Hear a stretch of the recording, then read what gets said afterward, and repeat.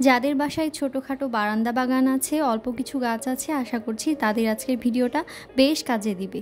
আজকে আমরা জানবো ডিমের খোসার এক ভিন্ন রকম ব্যবহার।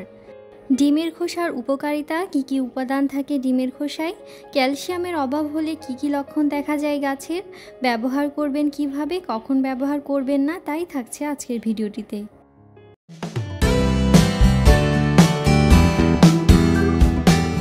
আসসালামু আলাইকুম, স্বাগত জানাচ্ছি আমার ইউটিউব চ্যানেল আপন বারান্দায়। আশা করছি আপনারা সবাই ভালো আছেন। আলহামদুলিল্লাহ, আমরাও ভালো আছি। হাঁস অথবা মুরগির ডিম খাওয়ার পর তার খোসা ধুয়ে রোদে শুকিয়ে আমরা আমাদের গাছের জন্য ব্যবহার করতে পারি। গাছের জন্য ডিমের খোসা খুবই উপকারী। এখানে একটা কথা বলে রাখি, খোসার ভেতরে যে পাতলা আবরণ বা পর্দা থাকে সেটা ফেলে না দিলেও চলবে, কারণ এই পাতলা পর্দাতে প্রচুর পরিমাণে পুষ্টি থাকে। ক্যালসিয়ামের অভাব হলে আপনার গাছে কী ধরনের সমস্যা দেখা দেয়? গাছের বৃদ্ধির জন্য ক্যালসিয়াম অত্যন্ত জরুরি।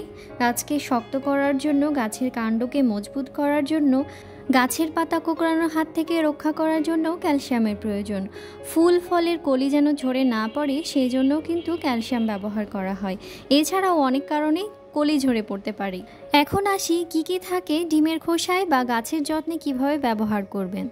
ডিমের খোসায় সবচাইতে বেশি থাকে ক্যালসিয়াম, সাথে সামান্য পরিমাণে হলেও থাকে ম্যাগনেসিয়াম, ফসফরাস, পটাশিয়াম। এসবের জন্য ডিমের খোসা ব্যবহার না করলেও ক্যালসিয়ামের জন্য কিন্তু ব্যবহার করা উচিত। তবে ক্যালসিয়ামের অভাব পূরণ করা যায় চুন দিয়েও। চুনের ব্যবহার বেশি হয়ে গেলে টবের মাটিটা নষ্ট হয়ে যায়, তাই ডিমের খোসা ব্যবহার করাটাই নিরাপদ। এখন আসি কিভাবে ব্যবহার করবেন। ডিমের খোসা প্রথমেই খুব ভালোভাবে ধুয়ে নিতে হবে, কারণ এতে প্রচুর পরিমাণে জীবাণু থাকে। এরপর অবশ্যই রোদে শুকিয়ে নিতে হবে। এখানে বলে রাখি যে ধুয়ে নিলে বা রোদে শুকিয়ে নিলে এর থেকে ক্যালসিয়াম কমে যায় না, কারণ গায়ে তো আর ক্যালসিয়াম লেগে থাকে না। ডিমের খোসা গুঁড়ো করে তবেই গাছে ব্যবহার করতে হবে। ডিমের খোসা যত মিহি করে দেওয়া যাবে ততই ভালোভাবে মাটির সাথে মিশে যাবে। দানা করেও দেওয়া যাবে, তবে খুব বড় দানা যেন না হয় সেদিকটা খেয়াল রাখতে হবে, তাহলে তা মাটির সাথে মিশতে পারবে না। সব থেকে ভালো হয় যদি আপনি মিক্সারে গুঁড়া করে নিতে পারেন। এখানে আপনি আপনার গাছের সাইজ অনুযায়ী ডিমের খোসাটা ব্যবহার করতে পারেন। আমার এখানে এই টবের জন্য 1 চামচ বা 2 চামচ পরিমাণই যথেষ্ট, সেজন্য আমি এখানে 2 চামচ পরিমাণ ব্যবহার করেছি। শুধুমাত্র গাছের গোড়ায় ছিটিয়ে দিয়েছি, এখন মাটিটার সাথে মিশিয়ে নিচ্ছি। এভাবেই আপনি আপনার গাছে 10 থেকে 20 দিন কিংবা মাসে একবারও ব্যবহার করতে পারেন।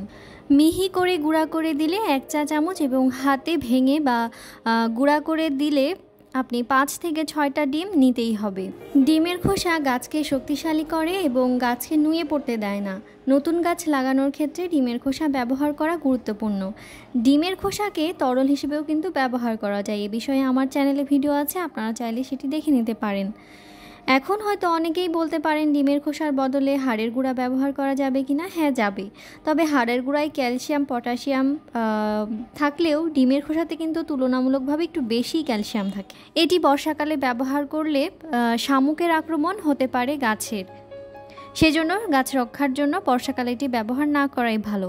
মনে রাখবেন, যত মিহি হবে ততই ভালোভাবে এটি দ্রুত মাটির সাথে মিশে যাবে এবং সার তৈরি হবে। এছাড়া টবের মাটি তৈরির সময়ও ডিমের খোসার পরিমাণ মতো ব্যবহার করতে পারেন।